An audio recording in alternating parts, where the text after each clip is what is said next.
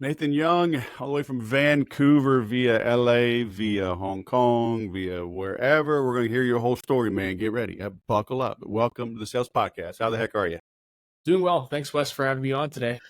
Man, it's good to run across you. So you are a man of many talents, right? You got a book coming out later this year. I'm checking out your LinkedIn though. Fractional CMO. Were you an instructor? Guest lecturer. So I've guest lectured at a couple universities, colleges as well. How'd you get found for that? um, I have a selfish reason for asking that. It sounds interesting, but is it as fun as it seems? I love teaching. I think it's great because God bless teachers. I think they're great. I think they do amazing work. But I think sometimes that translation of that schoolwork to real life, I don't think there's a great translation of that sometimes in school.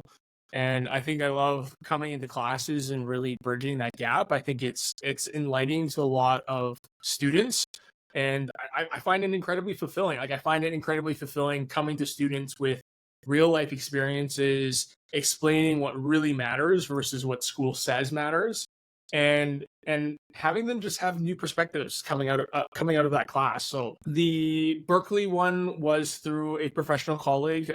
She was actually the teacher there.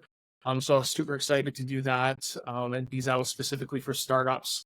The one in St. John's was actually just by request. So the lecturer was asking for people in marketing and seeing if anyone wanted to speak to her MBA class. I offered, and she took a look at my background, was like, "You look like a total great fit. Like, why don't you come in?" And then the one I did in Toronto was one that I did with, again, another professional colleague, where he's like, "Hey, Nate, you're an entrepreneur. I run an entrepreneurship class. I want you just to give the raw story of how did it start? Like, how did you feel? Like the real behind the scenes of like, what is it actually like to be an entrepreneur?" And that was it was less marketing oriented and more kind of the journey oriented. And I actually really enjoyed that one because I came up with what I actually consider like one of the best equations in my life that I think I've taught and used ever since having that lecture, where I talk about what does success really mean to you, and what's an equation you can think about that allows you to continually compound on success and compound on your knowledge. Did you ever see the movie Risky Business? Actually, no, I have not. But you can explain whatever you're going to do. You young whippersnappers. Okay, you, Nate, and everybody listening, this is your homework. Go watch Risky Business. All right, it's probably the breakout movie for Tom Cruise. So it's older, but it's good. And he was applying to a top school, and his parents went away, and he got into a situation. So I think of that because it's like, do students, do they really get the gist of being an entrepreneur from a classroom, or can you give them some exercises, make them put some skin in the game? It's like investing, right? That was my first job out of the Air Force. And you can look on paper, like I'm up 3 trillion% on paper when I see trade, oh, go here, buy there. But when you put your real money into it, woo, the emotions change. Everything changes when you got some skin in the game. So do you think the kids really understand it and appreciate it, or is the goal really just to put a little bug in their ear and maybe light a fire for them to go, dip their toes in the water in that space? I think that's a great question. How much do they take from that lecture away, and it becomes practical? I think my job as someone who wanted to give that guest lecture is to give the best analogies and experiences possible to help them understand. I have a saying where it's easy for anyone to understand, but to believe you have to feel. And because I think it's kind of like that saying, Wes, you told me you had 7 children, so I'm sure you go through this. You always sometimes go to your child and you go, "Hey, trust me when I say this. This is what's going to end up happening, or this is how you're going to feel." But they don't. They still got to put their hand on the burner. Oh, it is hot. I told you it was hot. And that's like fundamentally what I mean by, in the sense, it's like it's very easy for anyone to understand. I actually think it is, and I think a lot of people are very capable of that. But to believe, you have to feel. So your child will put their hand onto the burner because they're like, oh, I understand that, but I'm going to burn myself. Oh, now I believe it. And once it becomes a belief, then they actually action on it going forward. And so I don't think there's a replacement for the feeling part. I don't think there's any way to do that. Maybe through therapy or through hypnosis or something where you could trick your body into feeling something of which does not actually occur. I think that maybe there's a way to do that, but generally speaking, it's a very difficult replacement. So my job is to at least give them as much as a framework for them to navigate that, because the last thing you want, or last thing I would want, especially when I'm giving a lecture, is to give them a framework that just isn't usable. Yeah. So I said to most entrepreneurs, there's really two things that you need. One thing is you need resilience. If you don't have any resilience, good luck. You might be very lucky and you might have your first home run on the first time, but it's going to be few and far between. And the second thing is to understand the definition of normal. And the reason I say definition of normal is because I find when you don't look at yourself as normal, you tax your emotional stability. And this is actually that whole equation I was talking about. I was like, imagine every day you wake up with 100 units of willpower, right? That's just every day you wake up, you got 100 units of willpower. And that willpower can only be used as a factor of your emotional stability. Meaning, if you're depressed, and if you're listening to this and you're going through a hard time, you probably know how this feels. When you're not waking up on the best side of the bed, it doesn't matter how energized you are, you're just not very productive. That's the emotional stability taxing your willpower, right? So it takes a percentage out. And I find a lot of people are very hard on themselves because they're like, I'm not where I'm supposed to be. I'm not normal. I'm behind. And they give all these reasons for themselves to feel these negative emotions. And what you end up happening is you can't utilize your willpower, right? So every unit that's coming out is coming out at 50%. And so you're only 50% productive. And so I really try and teach a lot of people. It's like, I challenge you to think of this idea of what is normal. Understand that normal is being whatever you're doing today, and normalizing the fact that you are normal, your situation is normal, your challenges are normal, your pains are normal, your wants and needs to grow and become a better person is normal. None of this implies that you are any farther behind than anyone else, and really redefining what normality means. And I think that's like one of the biggest things I love to teach, because I think as an entrepreneur, you have to do that. Otherwise, you'll just go drown in depression. Yeah, but Nate, man, I graduated higher in my class than my peers, and then we all joined the same mastermind, and they all have Ferraris, and I'm still driving a minivan. So that's not normal, man. I should have a Ferrari red minivan limo. So I suck. So Wes, is that because you did all of them also choose to have 7 children? Is that what? Did all of them also choose to have 7 children? I didn't choose. My wife can't keep her hands off of me, man. Okay, I'm traumatized over here, man. I need some sympathy. I'm sure she was giving you as much sympathy as you wanted. But I think that you bring up a great point, Wes, and it's just like, I met this lovely lady, and her name's Katarina. So I'll send her this podcast when it goes up. And she's one of the few people I always had a call with her. She wanted me to provide her some advice, and brilliant lady. Went to Harvard, went to Oxford, works for BCG, works for McKinsey. Literally the most stacked resume you could possibly think of. And she is one of the few people I've ever met in my life that lives with pure intentionality. And that's like hard to do. And I was trying to explain this actually last night to a friend. And I was like, living with intentionality really means like you are a little bit devoid of some emotion. Like I said to her on a call, I was like, I don't mean this in a negative way, but have you ever watched Star Trek? And she's like, yes.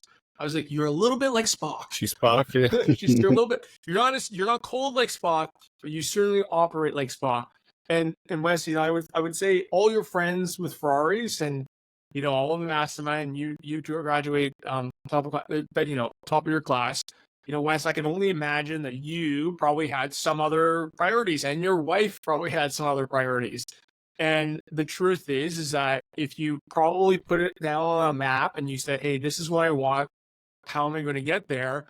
I would likely assume somewhere around there, 7 kids might have made it a more difficult route to get to the Ferrari route. And so your friends might have lived a life a little bit more of intentionality. You lived a life maybe with a bit more purpose that was not money oriented. So I understand where you're coming from, but it's also, that's a whole question of life. Like, I just had a child, she's 2.5, and my life has completely changed. I was very much money driven, and I've recognized the happiness of my child.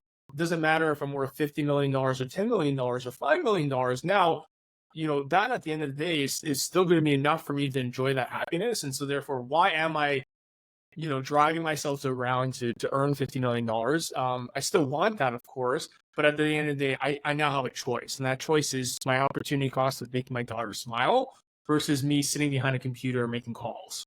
And I think that's an easy choice. Fine. Okay. I feel better about myself, but I'm old now, and I've got this minivan, and my friends have Ferraris. So what's the use? Why do I even try? It's just, I've tried things, and like, never mind. I'm gonna go work at McDonald's.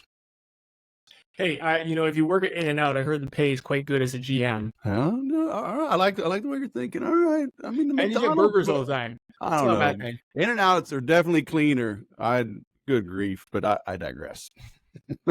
So what about because there are people. I'm 54, and I'm dealing, as I get older, I'm dealing with older clientele, and we're our own worst critics.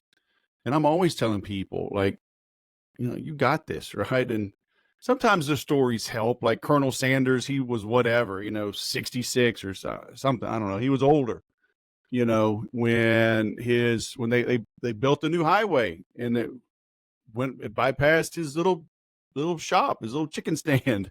So he had to take it on the road. And so, but then others will say, well, he had no choice, right? He was going to starve to death. So, and like, do people get like just comfortable enough, and they don't want to branch out again? They don't want to start over. I'm starting from scratch. And I'm like, you're not starting from scratch. You're starting from experience. But what do you tell those people? I think it's a choice. You have to make a choice, and you have to make that choice knowing that is going to come with some sort of feeling uncomfortable. And for a lot of people at particular ages, this is very much a thing for a lot of people who sell their businesses. You ask them, do you ever want to start a business again? And they go, no. And I go, why? And they go, well, I don't want to manage people, because managing people is an incredibly difficult thing. And it's not the easiest thing. It's the one that is emotionally taxing. And ideally, as a person who's a founder or CEO, you want to save some of that emotion for your family life, right? You don't want to use and tax all that emotional bandwidth you had at work. So I can understand why someone who sells their business for $10 million, $20 million, $50 million, they go, I never want to start another business again, because I think they enjoy the fact that they actually have that emotional bandwidth not being taxed at work, and they can actually go enjoy that with friends and family or their children. And so the idea of going, or hey, I don't really want to do this. That is simply just that's a willful choice. It's a choice that at this point in my life, you have to really challenge them on what do they actually want. And I find if most people say, oh, I don't want to do that, I don't want to start that, that's generally just because, yes, they are uncomfortable with making that sacrifice now. And back to the book that I'm going to be releasing this year, that's just a form of cognitive dissonance, right? I think it's very obvious when people's ego does not match their action. And that's why a lot of people like to verbalize these things, right? So they're going to say, I want the best business. I want to be a millionaire. I want to do all these things. And you go, well, why aren't you doing X, Y, Z? And they go, oh, they'll give you a bunch of reasons. And the reality is that they're just talking about it because their brain's saying, hey, I am a go-getter. I am a confident person. I can do all these things, but their actions clearly dictate that they're scared. They're fearful and they don't want to take risks anymore. Or they're comfortable and they want to be comfortable. So they're not willing to do the hard stuff to get them to where that is. And I think that's probably why. So hey, for some individuals, Wes, I don't know if there is any coaching that's going to change that, because that's a level where you can clearly tell this is all lip service, right? This is the whole thing when you're in a marriage. You say I love you. It's like, well, show me, do something about it, right? And that's because that person wants to believe they're in a happy marriage, and so it's like, I'm going to vocalize this, but I'm not going to do anything about it. And that again is cognitive dissonance. I'm a good person. I love my partner, but I'm not going to do anything about it. So that's just them saying to their brain, hey, we're matching our ego. We're matching what I think I'm supposed to be and who I am or supposedly am, but my actions really say otherwise, and that's really the truth. So are you saying I need to read these books that I bought and actually attend some of the mastermind sessions I paid for to actually get some information and then know what to do? Probably. You're probably going to need to action on it as well. Right. And I think, and I think that's the other thing. As we all grow older, we all know that we get more responsibilities, and it becomes harder and harder to prioritize these extra things. Right. And if we want that success, you're going to have to put in some work, and that again is a work maybe they don't want to do anymore. Yeah. Yeah. And it is. I mean, it's pride, it's fear, it's ego, it's comfort, it's all the above. I tell people all the time, I've trained jiu-jitsu now 7.5 years. I go 6 days a week, and they're like, what the hell? It's like, now I'm to a point, I get uncomfortable if I don't go get uncomfortable.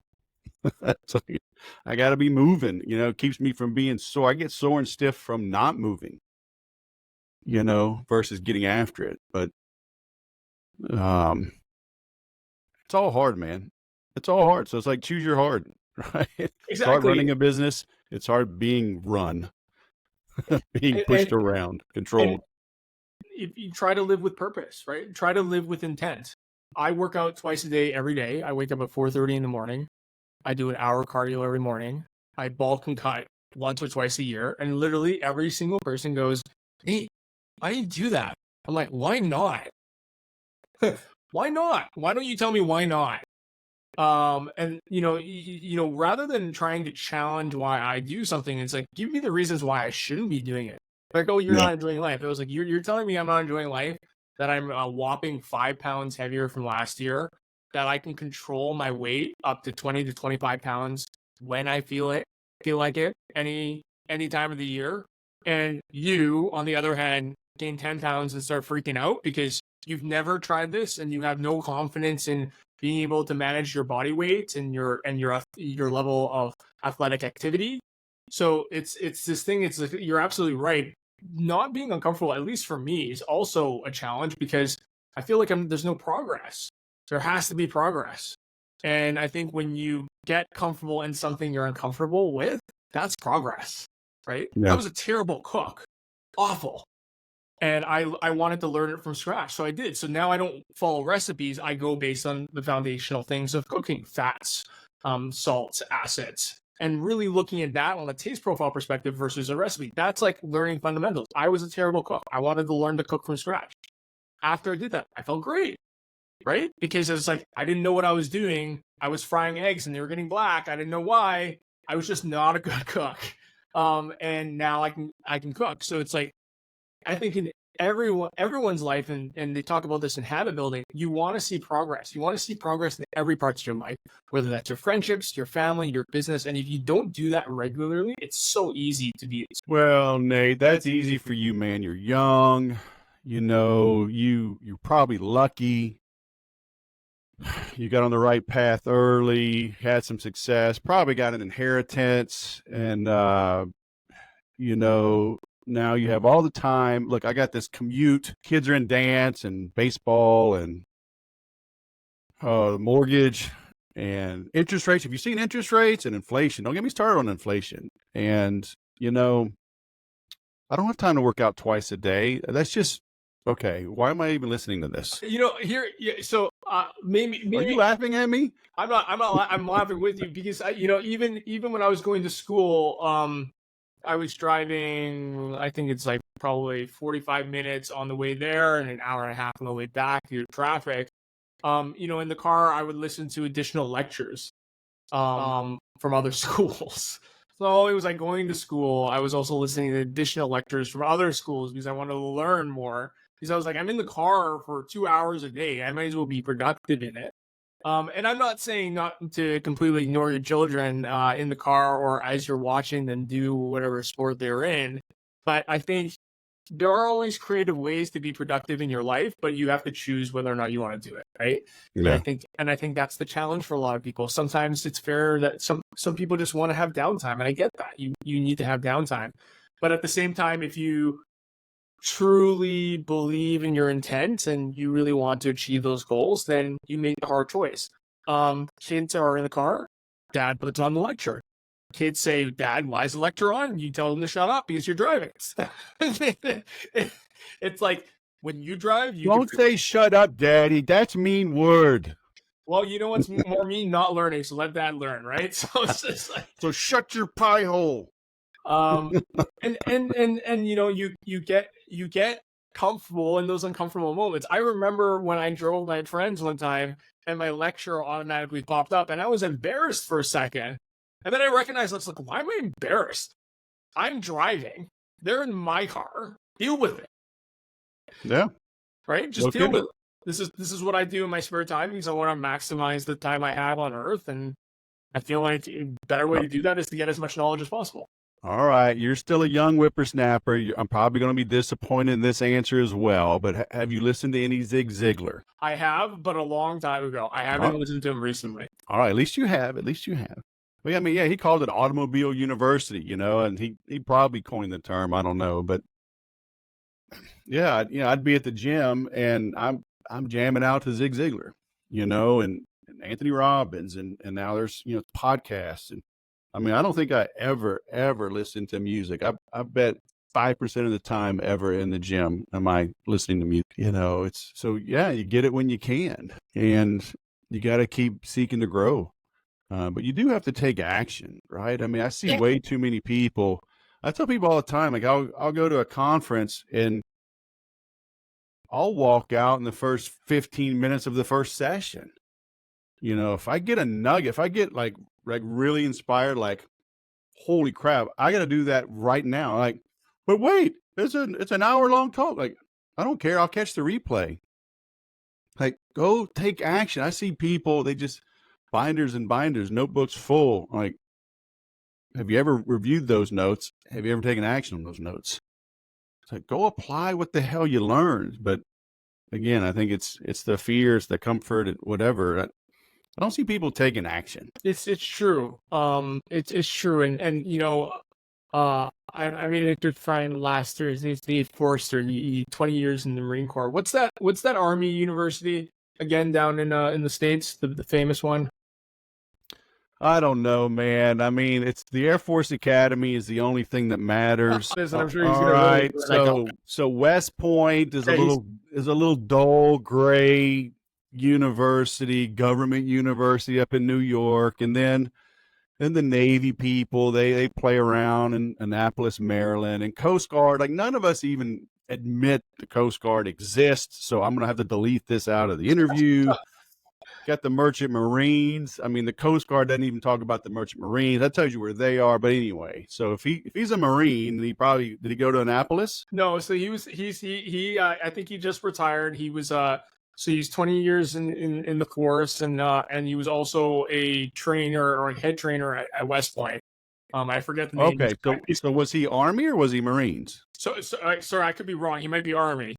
Okay, this is Canadian ignorance here. Okay. All right. Well, okay, because I mean, guys do cross commission. So a good friend of mine from the Air Force Academy cross commission, and they don't allow many of them, but there's a handful every year. And he joined the Navy and became a Navy SEAL, but he's an Air Force grad. Wow. So it's not normal, but it does happen. But yeah, if he Well, find out what he was and then call him something different. So if he was Army, say, man, you were a badass Marine, or vice versa. It always pisses us off if you call us the wrong branch. I'll send him this podcast because I'm sure he'll really enjoy it. But So- Dave came out of I'm going to say the U.S. Army now, but I'm just going to say he retired. And he got into corporate life, and one of the things was just the adjustment and thinking about that, and I think it's all about taking action, and we talked about that, and that was all we talked about. Was like, it's so easy for anyone. I can only imagine the transition. It was actually like the biggest thing I was talking to him about. I was like, tell me how you feel. Because you just got out of what I would consider a very different lifestyle where, truthfully, I joke about this. I was like, you make life and death decisions every day. Every decision you could have made potentially means someone's lost limb or loss of life. And you come in now to a corporate environment where someone's complaining about eggshell white on a business card. And that transition of needing to have the patience to actually answer this with some level of empathy, I'm sure is different and challenging. Yeah. Dave is such a strong man and a smart, I say to him, I was like, you survived all this. You can do this. This is easy. This is easy for you. And it was just all about just taking action and getting through the steps of those he said to me, how do you eat an elephant? And he's like, you can't. You gotta do it bit by bit. One bite at a time.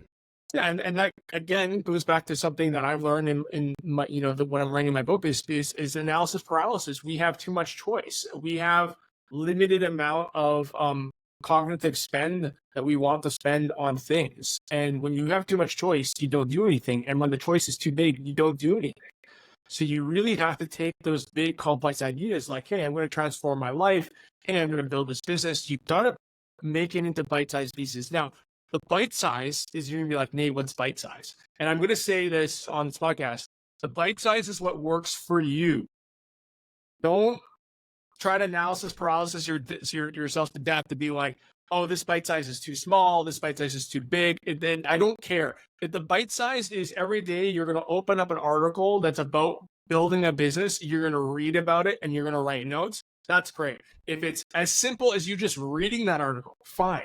If it's as simple as you starting the first step and writing the first step of this multiple step process, that's also fine. Do what works for you and get progress started, because the reason why you're stuck is because it takes a little bit of momentum. It gets it's about building a new habit, and that's not easy. So, you're absolutely correct. People have to take action, and too many people just don't. Right. And that comes back to, again, Wes, we've talked about it, fear, comfort, and all kinds of other things. Yeah. So what's your book going to be about? Do you have the title? I don't want to release the title because I'm a little sus about someone stealing it, but it is really about consumer psychology. And I'll talk about the theme because it's the theme of the book. I went through about 200 academic articles on consumer psychology, specifically around marketing. So what I wanted to do was tie real life science, real life consumer psychology to like everyday marketing that we see. Because I think a lot of marketers go, these are best practices, but they don't really explain why. Like, for example, why do we have 3 pricing models? It's a best practice. Why is it a best practice? Well, we see it work. It's like, but there's no reason actually scientifically why it works for us. And then I can explain that if you like, Wes. But the thing that I had found, which was kind of the most depressing part of my research, was like, we are just inherently lazy people. That is just how we are made. And we are built that way, which I think makes total sense. We need to conserve energy. So if we were living in the wild, we have to make, mental decisions, hypothetically shortcuts, because we, in the wild, we probably have to worry about some other things like potentially being eaten. And so this whole thing about my book is really about how everything to actually just be focused on normality. And if you actually think about how you market and how you do any marketing or how you even do sales, if you actually just recognize that the person you're sitting across is the laziest person in the world, and you have to make sure that they make a sale or they're convinced that that's all you need to think about. You just got to think about they're lazy. And if you think about what they need, how do you want to talk to them? How are you going to present the product to them? How are you going to deliver it to them? You think about that and you make that your North Star, you'd be surprised at how many best practices come from that. Yeah. And it's actually just such a simple thing. So the whole point of my book is I wanted to simplify marketing because I think marketing is an incredibly complex topic. But at the same time, I didn't want to oversimplify it so that it was a useless analogy. And so the whole book is people are lazy. And if you look at marketing and you frame marketing around this one perspective, you'd be surprised at how many of these best practices you see a whole bunch of influencers talk about actually just deal with this one thing. People are lazy. and if we want to take this away from marketing, the whole laziness factor is the reason why we have fake news. That is, and I'm going to say this controversial, the topic. I don't know if it's going to make anyone mad, Wes. Flat Earth people. Thank you. If you're listening, I appreciate you. I appreciate that you have a firm belief of something. But I will challenge the fact that even when given the opportunity where scientifically you are being proven wrong, their brain will shut off. And the lazy part will go, there must be a reason. And then it'll land there and it'll just stay there. And Yeah. that is essentially our brain's ability to essentially reinforce beliefs. And it doesn't want to challenge that belief. Why doesn't it want to challenge it? Because we're lazy. Like, we don't like being uncomfortable. We don't like, and to be uncomfortable implies using a whole lot of brain juice, and our brain does not like that, especially when it's very impactful, right? Yeah. So, and you another example where people are in toxic relationships. Even with all of the facts of your partner being toxic, your brain seeks comfort. And that's why some people stay in very abusive relationships, because for whatever reason, they will find reasons to support that toxic relationship because they think it's good or they're stuck in it and it's too much, it's too challenging for them to grasp the reality of that situation, which means, hey, here are the X, Y, Z facts, which are very much in your reality, very much point to an outcome, and you refuse to take that outcome. So you continue just to going back to what your beliefs are, which is, this is a healthy relationship. I can't leave this person. This is the best I have. And that's, again, the laziness. The brain does not like to be uncomfortable. It is a forced action. It is a forced, intentional thing that people must get used to, which is why I talk about the success of most people is like resilience. If you have no resilience, you can't actively sustain this type of activity continually throughout your life, which means you become quite stagnant. Yeah.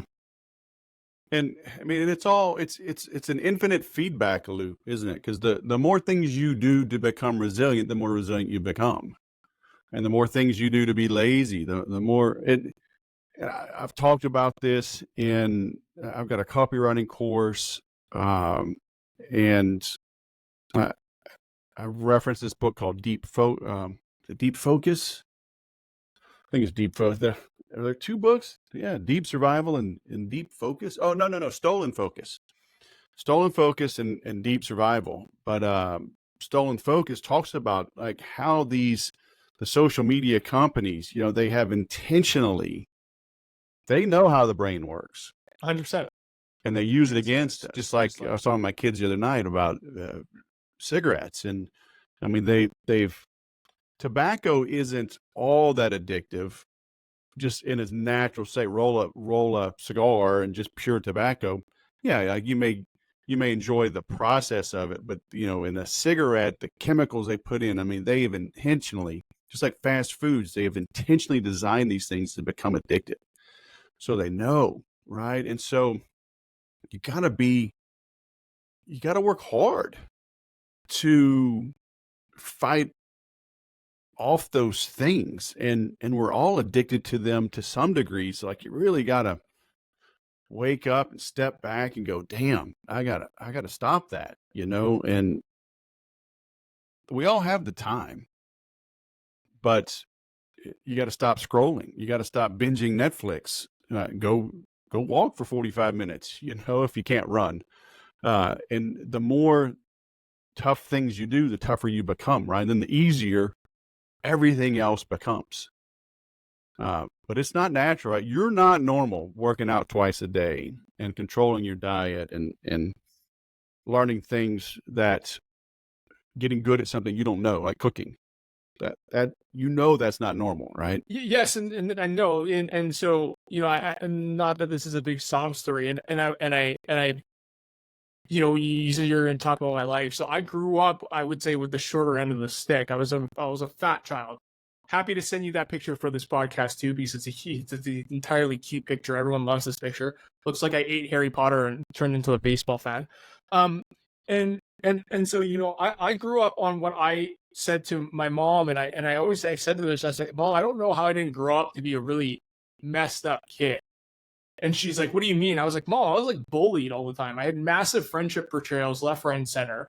And, I could have easily just been very destructive and just been very unhappy with life and very continually depressed. And, oddly enough, that didn't happen. What ended up happening was most of the time I was more curious as to like, why? Always why? And that made me comfortable always seeking out things that I didn't understand. And so I was naturally always very curious. And so I don't know where that curiosity came from. I don't know if that was, whether that was through nurture or through nature, as they call it. But I was just curious. And so I, at a very young age, had to deal with adversity, and I had to understand why. And if I didn't understand why, it bothered me. And so I talked to a lot of people. I challenged people. I challenged their beliefs, and challenging teenagers is probably a stupid idea because they probably don't even know what they're talking about. But nonetheless, I wanted to understand why. And I think that has just continued through life where, I always have the question is like, why not? Like, again, going back to like Nathan, people judging me on how much I work out, it always goes like, why not? And more often than not, if you change the framing of that question, I would challenge that most people can't answer that. Yep. When you take that question, they go, why do you do that? And you go, why not? And you ask them and you look them dead eye, in their face, they don't usually respond. And you know what that shows? It's just like, yeah, you're absolutely right, Wes. Just some people just don't want to try new things. It's just a knee-jerk reaction. Like, me with 7 kids, the response is always, wow, why so many? Are you done yet? Do you know what causes that? You don't own a TV, do you? You should get a TV. You should get a traveling sales job. I mean, it's crap like that. The default answer for these last 27 years, that has been the reply, right? And I feel like there's a bit of a shift. In the last few years, more people have been more supportive and positive, and some even jealous. Like, wow, I wish I could have more kids. But like, that was not the norm until recently. So, but it's just a knee-jerk reaction, right? Because if I met a woman, say we're at a mixer and she's got a purse, and I see her the next week, she has a different purse. If I said, oh my gosh, how many purses do you have? That would be offensive, right? If you collect watches, I go, damn, man, how many of those bougie watches do you have? That's rude. But to say how many kids, do you know what caused that? You should get fixed. I love it. Say clearly nothing needs to get fixed because everything's working exceptionally well. Maybe you're broken. I'll throw that back at people. Don't start with me. And that's great to hear that change. And and you even bring that up, and I'm reflecting about why I said that to you as well. My response was definitely like, wow. I don't think my response was you're crazy. But like, no. Yeah, I mean, you were surprised, but it wasn't negative. I'm not 7. 7's a lot compared to most people. So people go, wow. I'm like, that's fine. And to me, it's more like it's admirable because I can't imagine, like, I'm an operations guy at heart, and like logistically, my brain kind of falls apart at 3. So like, you're like, oh, I have 7. I'm just like, I don't understand.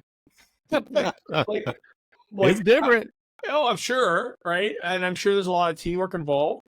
Yep. But like, it's a wow because like I can't even fathom. I can't even. right? I can't even get to that point where I'm like, I can even understand how this works. Like the morning schedule, the night schedule, the dinner planning. Like I'm a cook now. What are we cooking for 9 people now? Like the scale of that operation. It's like I've scaled the business, right? And I always tell people, and I explain this, especially to like the entrepreneur shop. I go, scale causes problem. People are like, I don't understand. I was like, I'll put this very simply. You're running an e-commerce business. You're selling one widget. And they're like, okay. I'm like, that's all you're selling, okay? You're selling 5 widgets a week.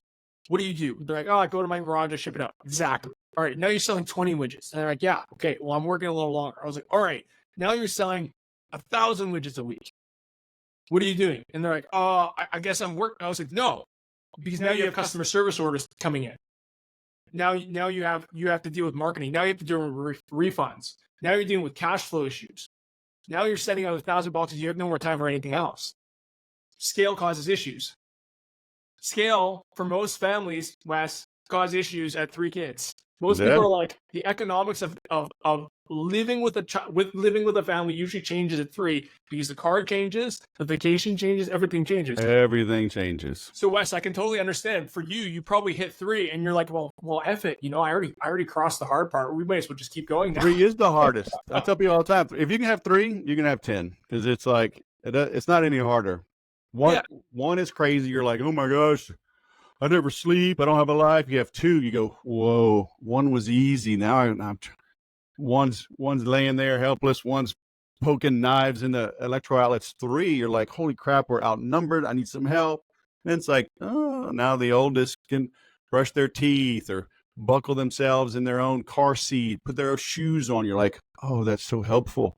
Oh my gosh. So it does get easier. Oh man. Well, that's cool. I'm looking forward to the book. I am linking to your website, linking to your LinkedIn, but for those that are listening, because we gotta keep things simple, don't we? Findyouraudience.online. Who should visit that site? Who are you? I see it's a fractional marketing team. So do you want business owners calling you? Do you want salespeople? Should other CMOs, C-level executives reach out? Who's good for you? Honestly, like our core market is B2B SaaS. We work mainly with B2B. SaaS is just a subcategory that we're working with a lot of software companies. If you're a younger stage company, if you're just looking at advice, we have an advisory service where essentially, I like to joke about this, Wes. It's really just, I'm your marketing accountability coach. And really for all the listeners that are listening today, what that really means is I'm just trying to make sure you're not making missteps in your marketing journey, because like so easy to invest a ton of money in marketing and just like really waste a ton of time. So what that advisory services looks like is literally I'm sitting down with you 1 or 2 hours a month. I'm holding you accountable to your marketing, and I'm really just guiding you based on my own experience. I've worked with 50 plus clients. I've worked with private equity, venture capital. I've worked with all kinds of different categories. I've been in multiple different industries. And I'm privileged. And I say this very like with a lot of meaning. I am lucky that I've been able to do marketing in so many different industries and see the fundamental differences between all the industries. And there are. And help guide people on marketing is not an exercise of that doesn't work. Marketing is really just an exercise of you prioritizing what will likely work first. Ultimately, everyone should have a big marketing function, but most people just don't have the money, right? So it's all about like, where do I start, and why should I start there, right? And that's really what I help with a lot of companies. So 2 different services. One's for more functioning businesses. That's a retainer-based business. But then if you're in the early stage, we have advisory services where you're essentially working with me and helping you guys kind of figure out your way in the early stages of your business. Yeah, knowing what to say no to is probably more important than knowing what to say yes to, huh? Absolutely. Very cool. All right, I'm linking to that. Findyouraudience.online. Nathan Yeung, away from Canada, eh? Thanks for coming on, man. It's been great catching up. Appreciate it. All right, man. Have a good Thanks, day.